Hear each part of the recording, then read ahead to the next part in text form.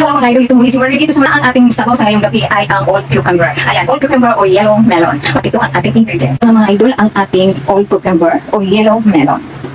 At ito na rin, binablanch na natin ang ating chicken feet. Dahil yan mga idol, ang ating pakukulaan o gagamitin natin na iuto dito sa ating all cucumber. Ayan. So, sabi nga nila, ayon sa research na rin, ito ay mayaman sa collagen. Kaya naman, favorite na mga incheck at lalong-lalo na ng mga matatanda na mahihina na ang mga buto-buto o ang tubo.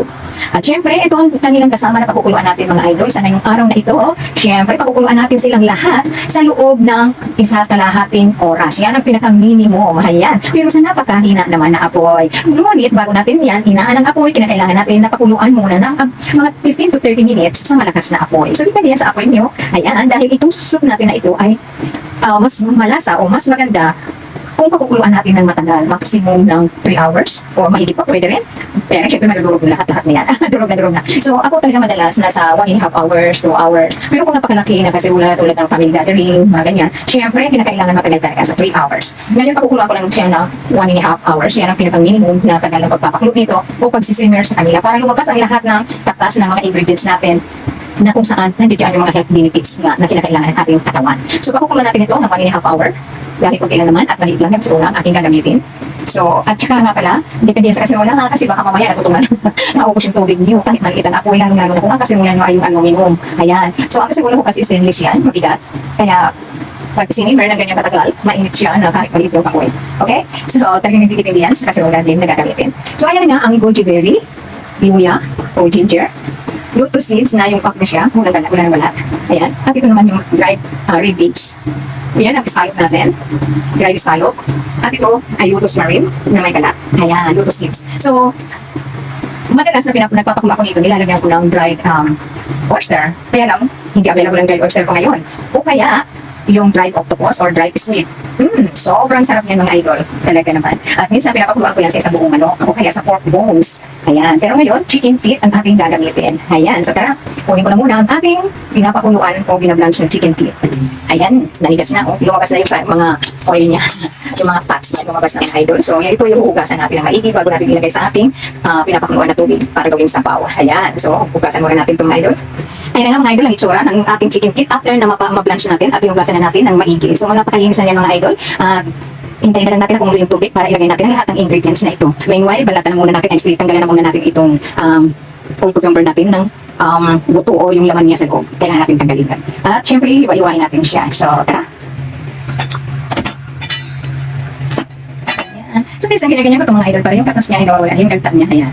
So, wala naman itong ganong dagdag dahil cucumber na ito o pipino. Ayan. So, okay lang naman. At ang paghiwa ko nito mga idol, actually, ako minsan, buo lang yan. Ganyan lang siya, hindi nakakaling ko lang yung buto. Pero pwede natin ito hiwain buto, again, para mas madali matanggal yung buto. Ayan. Sa akin naman kasi, ang ginagawa ko nito, kaya naman, madalas na ganito ang aking ginagawa, ginagamitan ko lang yan ng kutsilyo. Ayan. So, ginaganyan ko lang siya, and then, pinapaikot ko lang ang kutsilyo. Ayan. So, napakadali, di ba? Ayan. Pero sa iba, inihiwa yan ganyan para mas madali. Ayan. Mas madali daw para sa kanila. Sa akin, ganyan lang. Kasi gusto ko pa, tingnan, pag naluto na, bilog pa rin. Di ba? Parang mga ring, di ba? Ang bilis lang naman tanggalin. So, ganyan ako mga idol nito, madalas. Ganito lang ang aking ginagawa. Tinatanggal lang naman natin yung buto na yan. Actually, sa iba, isinasama ang buto. Kaya lang, syempre, pag kakainin mo nga, di ba? Ako kasi kain ko ito mga idol. Feeling kasi, kahit wala na yung lasa, feeling ko mayroon pa siyang health benefits na makukuha na natitira dito. So, kinakain ko pa rin siya. Ayan. Super lambot na kapag kinain mo. So, napakasarap pa rin. Di ba? Ganyan lang siya. O, napakabilis. Ayan. So, di ba napakabilis? Kisa sa hihiwain mo pa ng pagkadalawahin. Ganito lang, napakaganda ng dati. Mas nagaganda kasi ako kapag ganitong ring style. Ayan. Marinipis lang naman, kaya madali manuto. O, diba? Ganyan siya. Sa iba kasi, minsan kasi, hinihiwa ito into two. Ayan. Ako naman, hapon, kumbaga. Ako naman hindi na. Ganyan lang siya. At madalas ko rin itong pakuluan kasama ng isang buong manok. Isang buong manok na maliit lang. Ayan. Wow, napakasarap ng sabaw. Pero kung maraming iinom, depende kasi, ang quantity kasi ang nagdidepende sa consumer. Kung marami ang iinom, syempre natural maraming tubig ang ating nilalagay. Dapat marami din yung ating ingredients. Ayan, yung quantity. So sa ngayon na kumukulo ng ating tubig, ilalagay na natin ito. Ayan, kulong-kulo na. So hinaan ko ng konti ang apoy dahil baka masunog ang aking cellphone. Tulad ng sinabi ko, napakaliit ng kusina ko. At so unahin natin ilagay itong scallop. Actually, sabi-sabi lang naman yan. Pero ayan nga ang ating dried scallop. Ang ating luya. Ayan, ang ating lotus seeds. Ayan, yung may ulat na lotus seeds natin. Ayan. Ang ating dried peach. At ang ating goji berry. Ayan.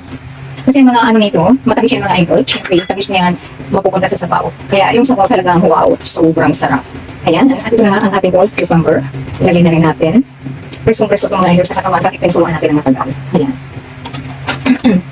So, ayan. Medyo linitan ko lang ng konti yung apoy dahil baka apoy ng ating cellphone. Wala kasi itong mapagpapatungan ng idol kundi sa kanan pa rin. Ayan. Pagkita kasi ang kusina ni Bula at syempre maraming gamit na naman natin ng engine. Maraming gamit. Ayan. So, hindi natin ito bahay at hindi rin natin sarili kusina. At ilagay na rin natin ito para lumabot siya ng tubo. Ayan. So, actually, ako minsan mga idol, ibang klase din ako minsan, no? Pag alam ko ng luto na yan, luto na rin yung sabaw, tinatanggal mo lang na yung chicken feet, tinatanggal ko yan at tinaadobo ko. Alam nyo, ganyan ako minsan mga idol. Siyempre, hindi naman pang commercial, no? Pang official use only. Ayan, joke lang.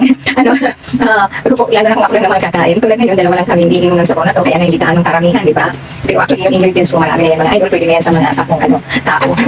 Pero, dalawa lang kami, pangatlo siguro, kasi lang maiinom yan. Ayan, isang bowl lang naman. Kaya kung lang ng tubig ko, marami yung ingredients ko. So, talagang pag naluto yan, wow, sobrang sarap. So, ayan, makikita ulit tayo ngayon mamaya pag naluto na ito. Ayan, takpan muna natin at yan lalakasan natin ang apoy. Pero dahil maliit nga lang ang kaserola ko, hindi pwedeng lakasan ng napakalakas, baka masunog ang handle ng ating kaserola. Ayan, so hanggang dyan lang siya, medyo fire. Ayan, kaya pakukuluan ko siya ng mga 30 minutes na malakas na apoy bago ko siya isimmer sa napakaliit o minimum na minimum ng settings nito pala, napakaliit. Ayun. So sa ngayon, hayaan natin na mag-boil siya ng mga 30 minutes. Pero huwag masyadong mga idol, tingnan nyo, baka mamaya na-dry up na siya, no? Wala nang sabaw. Ito kasi, maliit lang nga ang apoy, hindi ko malalakasan ng maigi kasi itong handle baka kasunog. Ayan. Dahil hindi maiwasan na may tatasik-tasik na kunting tubig, lalabas yan sa kaserola. As you can see, may kunting butas yan, singawan talaga sadya. At itong takip na to, may butas din yan, ayan. Singawan yan, ang sa ganun ay hindi basta mag-overflow yung ating sabaw kapag pumupulat na ng tulo. So, ayan muna natin siya na isilin na mag-boil ng depende. Basta 15 to 30 minutes pag sa mga hindi gaano malakasan ang apoy, no? Tulad nito, hindi malakihan dahil maliit ang kaserola ko. So, baka mga 30 minutes kung pakukuluan yan ng medium fire. Bago ko isit sa small fire, ayan, na pakukuluan ko ng another 1.5 hour. So, pag nagutom siya mga idol, wala nang lasa yung mga ingredients natin. Kundi yung lasa niya napunta na sa sabaw. Kaya kapag ininom mo yung sabaw, wow, swabe. At ganyan talaga, yan talaga ang gusto ng mga inchik. Kaya nga, di ba, madalas kong sinasabi na hindi nila kinakain yung laman ng sabaw, kundi yung sabaw lang talaga. So, ganyan sila mga idol. Kaya kung plano nyo mapunta dito para maging kasambahay, may cooking kayo. So, ganyan, pag-aralan nyo na pagluto ng mga yung soup, quick soup, mayon. Dahil marami silang klaseng sabaw at every night kinakailangan na may sabaw sila. Pero sabi naman ng iba, may mga kaibigan din ako na hindi sila gabi nagpapakulo ng sabaw. Ayan, dito kasi every night talaga hindi nawawala ng sabaw. But not always yung soup. Minsan, quick soup lang tulad ng mga dahon lang ng vegetables. So, yung types of vegetables na pwedeng quick soup na pinatawag nila o madali ang sabaw. So, parang kung sa atin bulang lang ang tawag. Ganyan. So, dito mayroon din ganun, yun ang pinatawag nilang quick soup o wonton. Ayan. Pero, bihira nga. Dahil syempre, hindi mas malasa dahil hindi naman sila mahilig sa tulad ng sinigang. O, di ba? May mga maasim-asim. Ang sabaw nila na may paasim ay yung kamatis lamang ang magsisinding asim. Ganun. Eh, kung kano yung pumunta dito, ayan, pag-aralan nyo ng maigi yung mga kinakain nila. Para naman pag umano na kayo sa bahay ng employer nyo, wow, magtataka sila kung bakit marunong kayo magluto. Kung bakit may mga alam kayong menu nila. O di ba? Hindi na kayo mamumroblema at madali kayong magustuhan ng inyong employer. So, gano'n lang mga idol muna ang ating ma-share sa inyo hanggang sa mamaya pag natapos na ito, kung luto na, magkita-kita tayo. Okay? Habang nagpapakulo tayo ng ating sabaw mga idol, hinihintay natin na mag-abot ng 30 minutes ang ating sabaw. Ito pinakawisan na tayo dito sa kusina. Pansamantalang mag-prepare din tayo ng iba pang dish para sa mamayang gabi. Ayan, kasi may gulay pa ako mamayang gabi and nag-iisip ako kung anong ihahalo ko. For the meantime na nag-iisip ako, ito kumain tayo ng biscuit.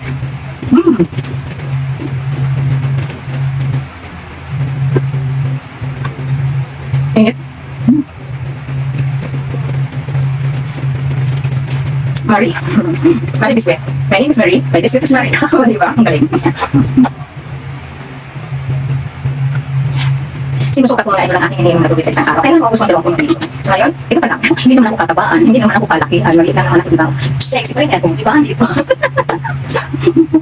Parang kaya ko naman ako. Nakadaga ako. Madagal talaga ako.